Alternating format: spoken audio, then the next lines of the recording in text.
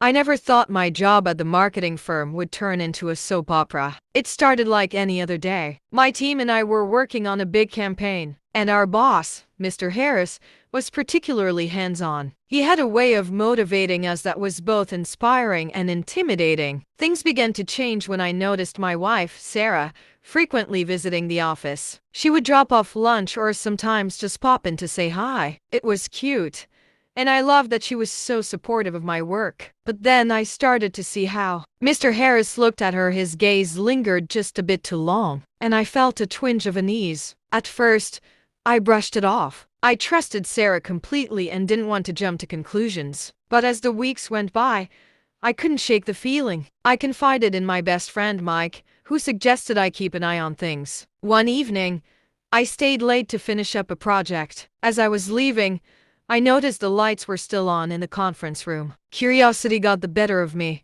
so I peeked inside. To my shock, I saw Mr. Harris and Sarah sitting close together, sharing a laugh. My heart raced, and I felt a sinking feeling in my stomach. I hesitated but decided to confront them. I pushed the door open, and their laughter stopped. Mr. Harris quickly stood up, and Sarah's face turned pale. "Hey, what's going on?" I asked, trying to keep my voice steady. "Just discussing some ideas for the campaign," Mr. Harris replied, but I could see the guilt in his eyes. Sarah looked flustered, and I could tell something wasn't right. "Really?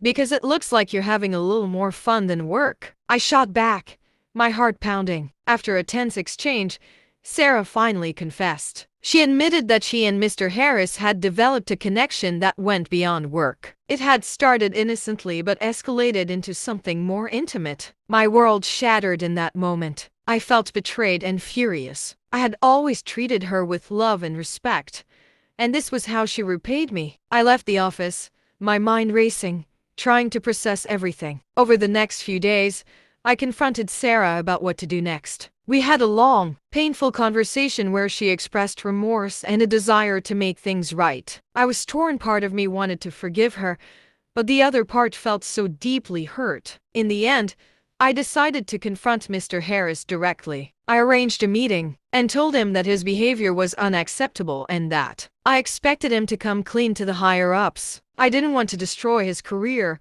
but I felt that he needed to face consequences. That conversation led to a larger discussion at the company. HR got involved, and Mr. Harris was ultimately let go due to his inappropriate conduct. It was a hard-fought victory, but I knew I had to take a stand for myself. As for Sarah, we went through a rough patch. It took time, but we worked on our relationship through therapy and open communication.